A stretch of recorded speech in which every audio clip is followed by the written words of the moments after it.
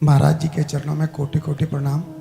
महाराज जी एक दोहा पढ़ने के बाद हृदय स्वीकार नहीं कर पा रहा कि ढोल गंवार शूद्र पशु नारी सकल ताड़ना के अधिकारी। इसमें गोस्वामी जी ने बहुत सूक्ष्मता से वर्णन किया। महापुरुषों के वचनों को हम सूक्ष्मता से समझ पाए। प्रायः ऐसा कह करके हम कहीं कहीं माताओं बहनों की अवहेलना करते हैं, कई जगह हम इसका प्रयोग कर देते हैं। अरे वो गोस्वामी जी ने लिखा है ढोल गंवार शूद्र पशु नारी सकल ताड़ना के अधिकारी। अब इसकी व्याख्या सूक्ष्मता से सुने और विचार पूर्वक। शास्त्रीय प्रमाण के अनुसार ढोल है ना, ढोल को ताड़ना चाहिए। ताड़ना मतलब उसको ठपाक चाहिए और बेताल नहीं। शास्त्र सिद्धांत के अनुसार, संगीत शास्त्र के अनुसार तभी वो राग प्रकट कर पाएगा, तभी वो बजेगा। ढोल को हाथ जोड़ के बोलो कि साहब आप बज जाएं, नहीं बजे, उसको ताड़ना चाहिए। अब ताड़ना शब्द चारों में एक जैसा नहीं लगेगा। शब्द एक ही है ताड़ना, लेकिन ताड़ना के अर्थ अलग अलग हैं। जैसे कनक है, एक ही शब्द है कनक, लेकिन कनक कनक ते 100 गुनी मादकता अधिकाय, वा खाए बोराए जग या पाए बोराए। बोले कनक ही शब्द है। जैसे ताड़ना शब्द का हम प्रयोग केवल वही समझे कि ताड़ना देना ही नहीं, उसका अर्थ अलग अलग है। जैसे कनक शब्द है, कनक को सोना भी कहते हैं और कनक को धतूरा भी कहते हैं। कनक को धतूरा भी कहते हैं। एक कनक है जिसके खाने से बावरा हो जाएगा और एक कनक है जिसके पाने से बावरा हो जाएगा। कनक शब्द एक ही है, लेकिन दोनों का अर्थ अलग अलग हो गया। ऐसे ही ढोल में ताड़न का तात्पर्य है उसको पीटना, लेकिन वो शास्त्रीय संगीत के आधार पर उसको ताल देना। ताल देने से ही वो राग प्रकट करता है, आनंद की उमगन करता है, ना कि प्रार्थना करने से। समझ रहे? अच्छा, गंवार, गंवार कहते हैं विवेकहीन पुरुष को।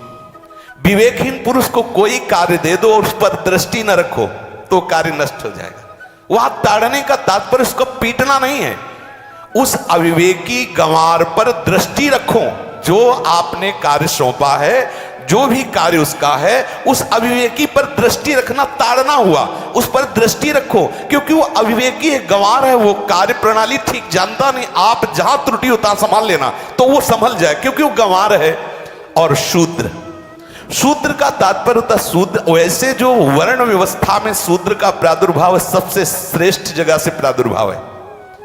वर्णन आता है ब्राह्मणोष मुखमाशी बाहु राजन्य कृता उरुददस जद वैश्या पदभ्याग्यं शूद्रो जायत। भगवान के श्री चरणों की ही वंदना होती है।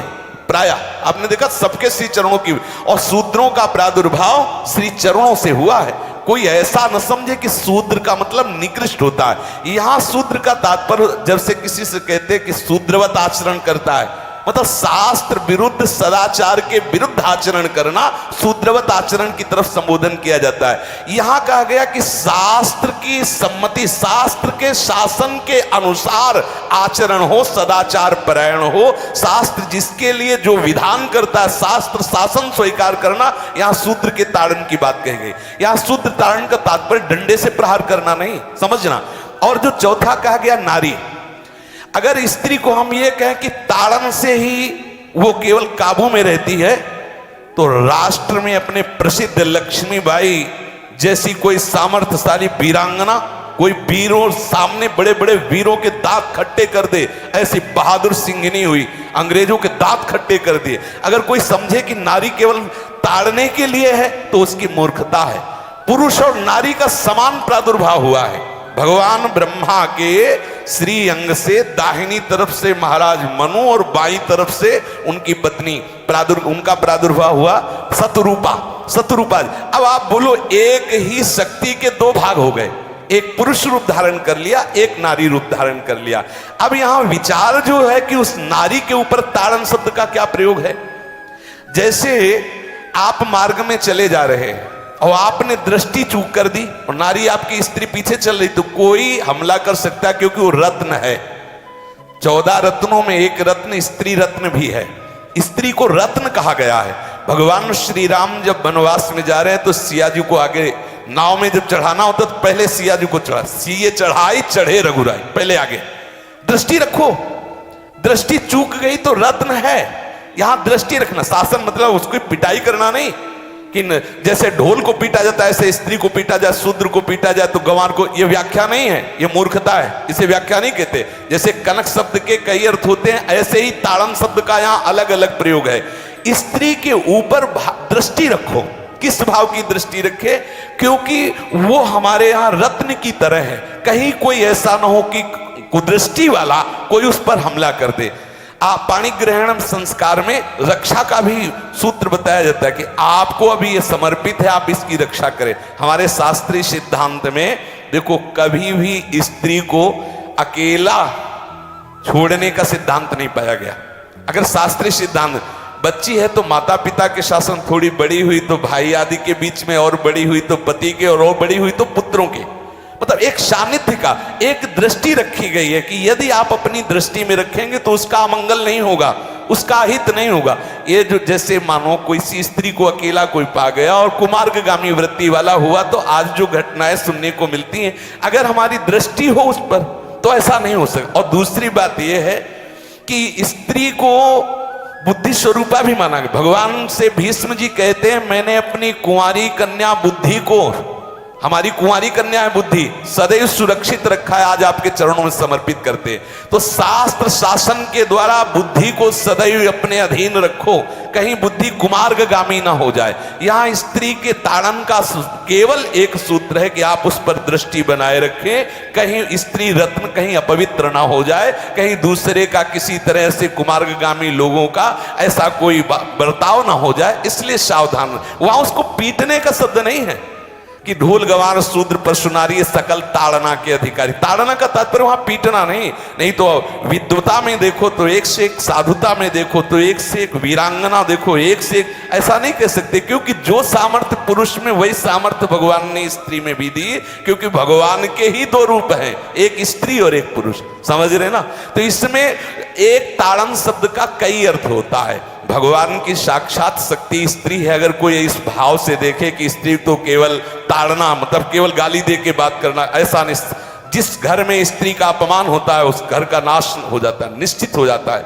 आप देखिए रावण का सत्यानाश हो गया जगदम्बा सीता के प्रति, दुर्योधन का सत्यानाश हो गया द्रौपदी के प्रति।